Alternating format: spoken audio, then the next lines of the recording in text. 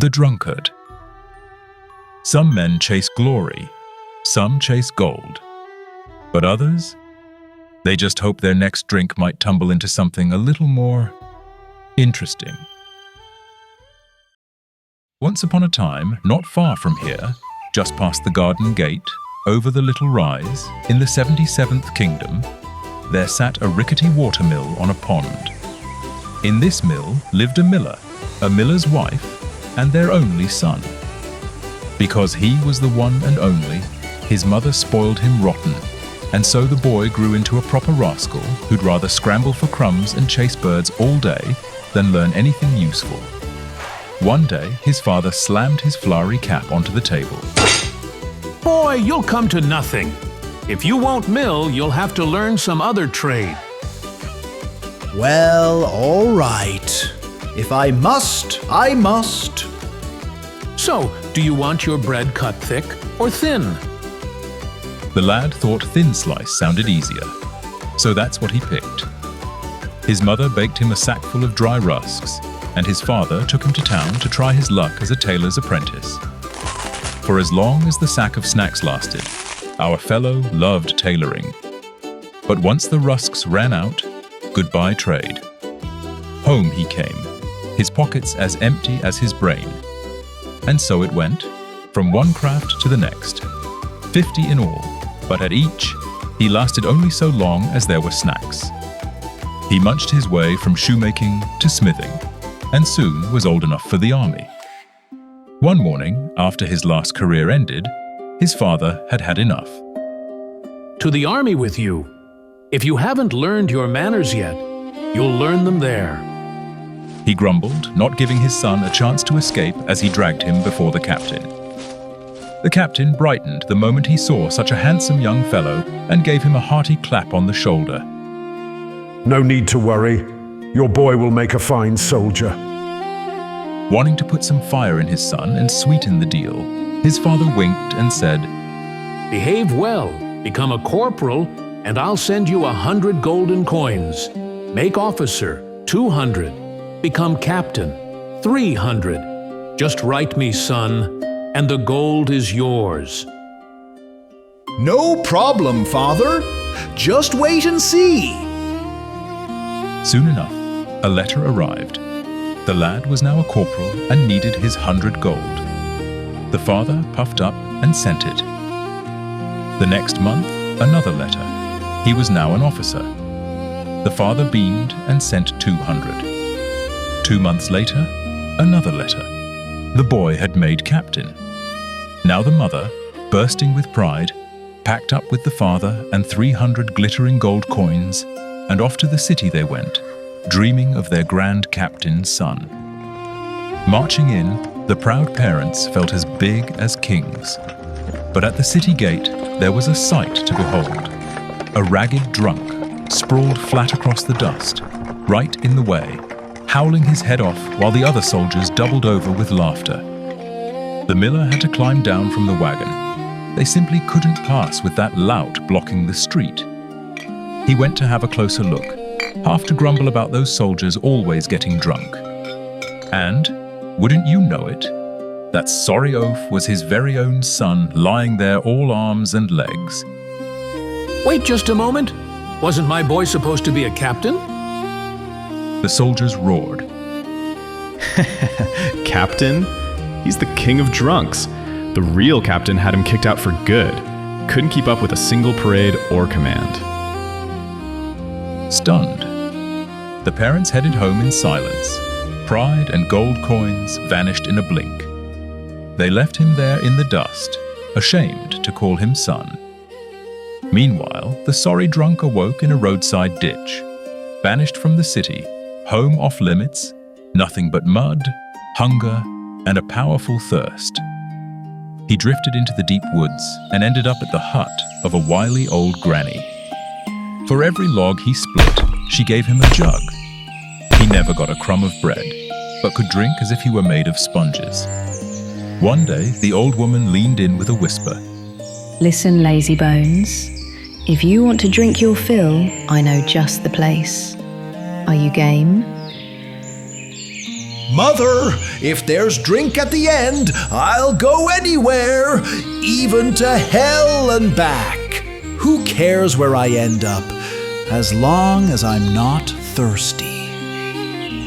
Then go right through these woods to an abandoned castle. Here are the keys.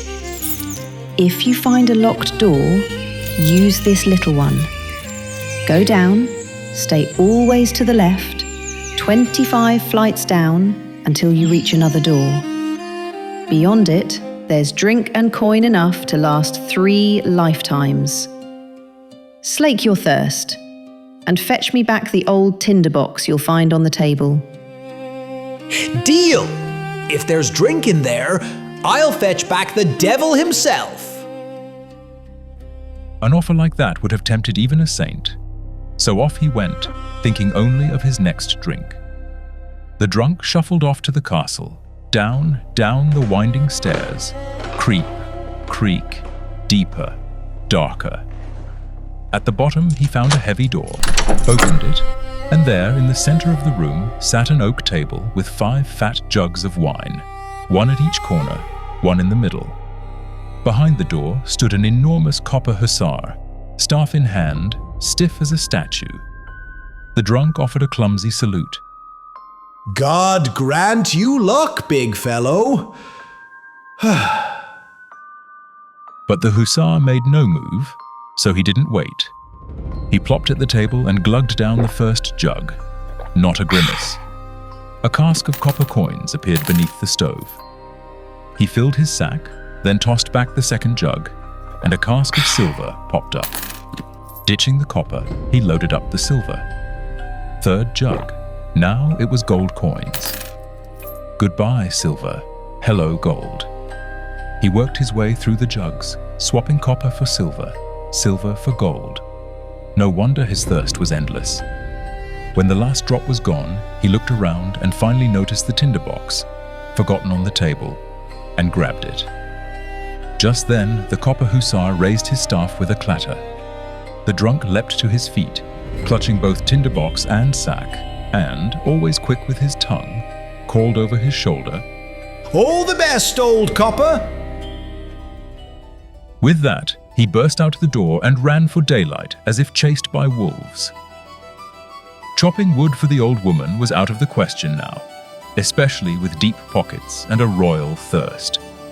He went straight to the city, where he found a grand house for sale just across from the king's palace, a palace in every way but name.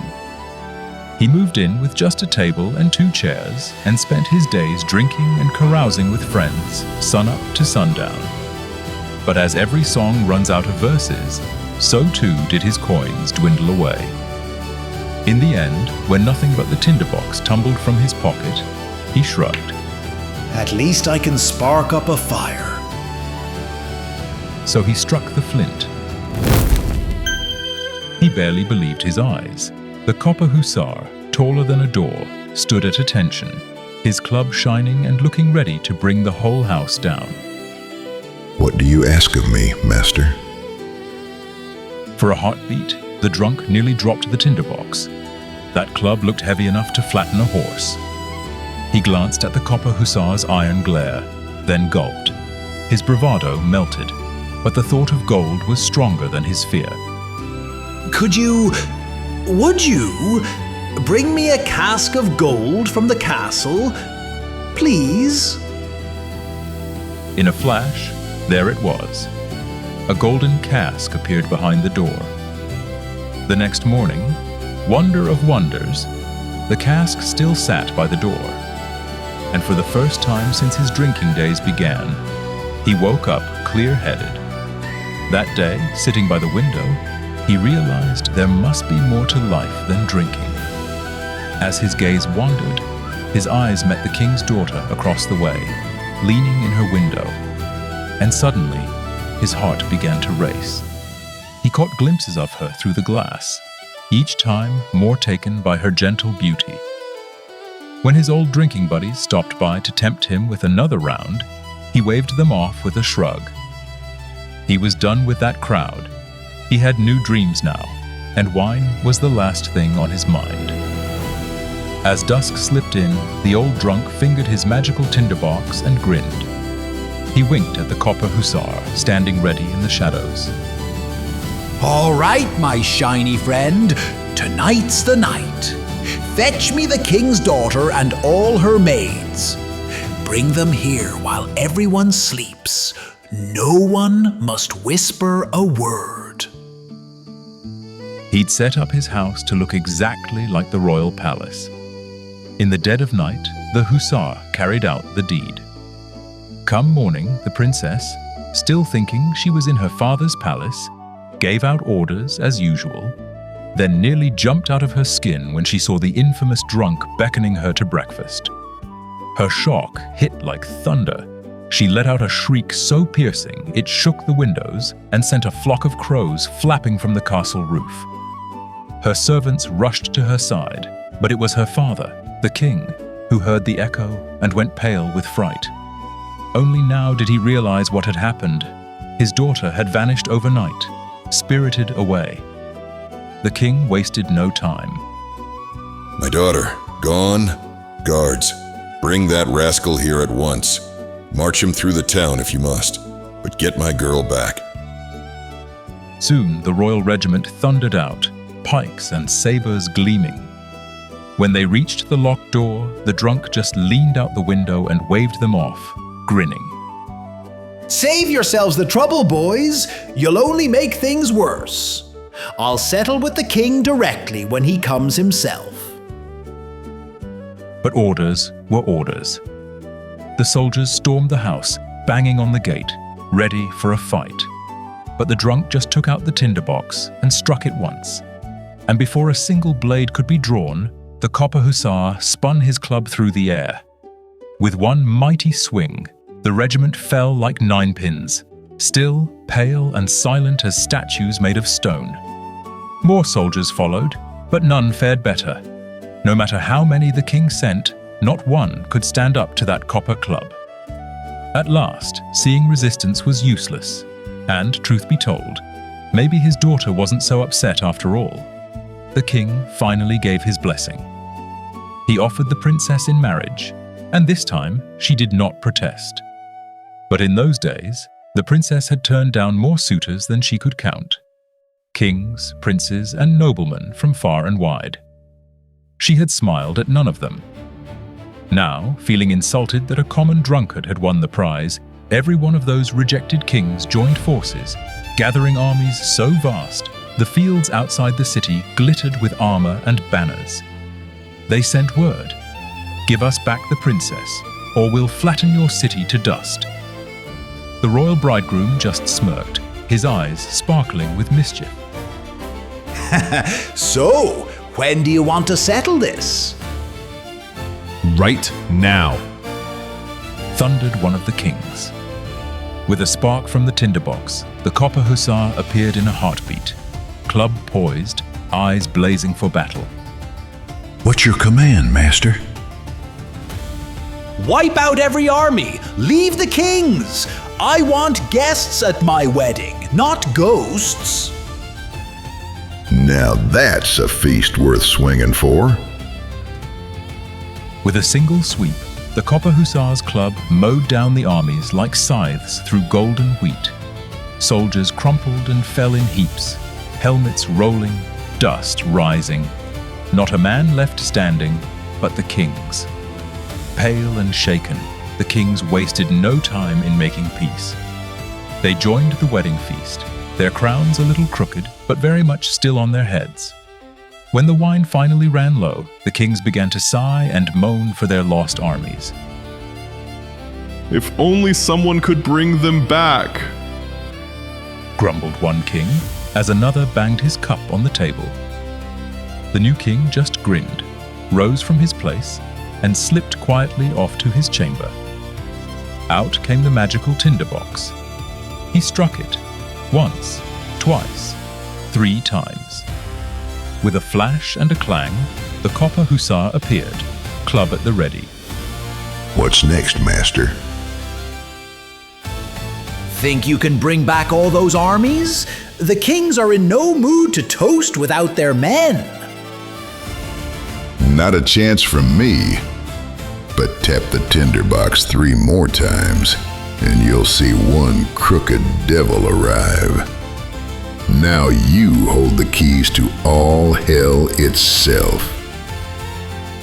He did as told, and sure enough, out popped the limping devil, all cinders and soot. What's your wish, mighty one? Raise the armies, let the wedding be a real celebration, and let the kings stop their whining. The devil dashed outside, breathed his magic over the army, and soon they all marched back to town. The kings could hardly believe their eyes when they saw their armies, alive and well.